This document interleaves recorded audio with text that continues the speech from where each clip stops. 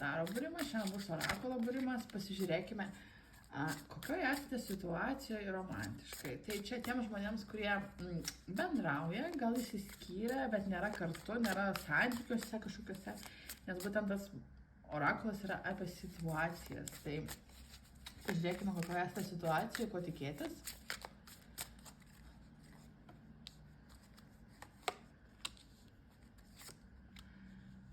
Panašu, kad jūs sutikote tą žmogų internetu ir tikrai jautė didelį jausmą jam, gal nebūtinai jau tą tokią meilę besąlygišką, bet tikrai pajautėte stiprų jausmą, bet dėl kažkokių priežasčių jūs negalite būti kartu. Dėl kokių priežasčių jūs negalite būti kartu.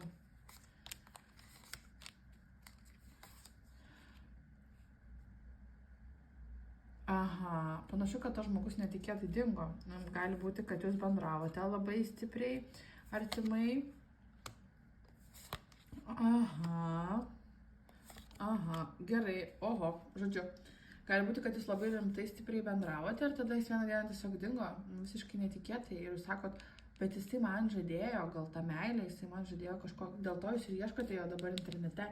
Gali būti, kad atėjote vieną dieną ir nebėra jo profilio, gal kažkokia tai pažinčių svetainėje arba Facebook'e, Instagram'e, žodžiu, gali būti, kad jūs net užblokavo, sakot, aš nesuprantu, kur jisai dingo.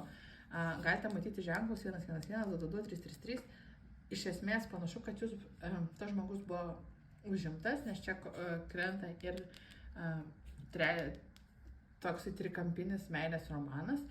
Ir jūs buvote liktai romanas tam žmogui, jis jautė jums aistrą, trauką ir jūs buvote tokia lyg paslaptis. Ir Kortos sako, tas žmogus išėjo, tai jūs kaip ir apsaugojo nuo tos visos situacijos. Kortos sako, jūs apsaugojo nuo šitos situacijos, nes tas žmogus jums melavo, jis nebuvo atviras, jis su jumis elgėsi kaip su kažkokia tai paslaptimi, jisai turi įsipareigojimų ir tiesiog trash yra šiukšlė. Gal ir negražu taip sakyti, bet ne visi esame geri žmonės. Pasižiūrėkime, ką Kortos rodo, ko tikėtis dar iš to žmogaus. Ką šitas orakulas rodo, ko tikėtis. Ar jisai čia grįž, pasirodys, ar jūs jį rasite. Aha, panašu, kad vis dėlto tas žmogus bandys grįžti į jūsų gyvenimą ir kažkaip jūs apgaudys, sakyti, žiūrėk, čia man buvo sunkus laikas, man čia kažkas įsitrynė, kažkur kažkas tenai buvo, aš tavęs neradau pat, žodžiu, bandys kažkaip jūs apgauti, gaslaitinti, priversti patikėti, kad nieko čia nebuvo, kad čia viskas yra gerai. Aha, sakyti, žiūrėk, aš tave myliu, aš tave jaučiu jausmus, aš tavęs ieškojau. Siūlyti jums kažkokį stabilumą, sakyti, aš galiu su tavim susitikti, galiu prie tavęs prisitaikyti, jeigu tau dar reikia laiko, bet viskas yra kaukė. Viskas yra kaukė.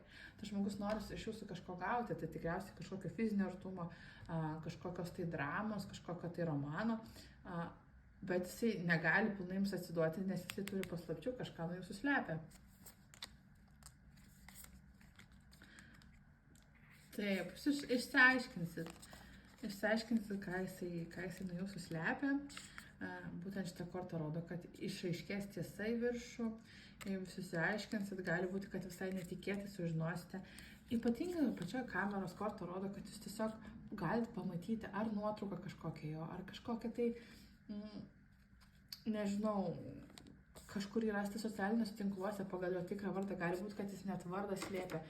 Ir tiesiog viskas išaiškės ir jūs tada sakysite, aš prisiemu sveikus savo pasirinkimus ir viskas, baigiu, krenta mirties kortą ir baigysite šitos santykius. Tai jeigu jūs esate tokioje situacijoje, kur pradėjote bendrauti, buvo viskas labai faina, nuostabu, viskas ėjo kažkokį romaną, romantiką, tas žmogus nekėjo kaip jūs myli, netgi arba jaučia jums stiprius jausmus ir tada dingo, tai žinokite, kad jis jums melavo, turi kažkokius santykius, vis dar bandys grįžti jūsų gyvenimą per melus. Bet geriausia, ką galite padaryti, tai tiesiog viską nutraukti. Sėkmės!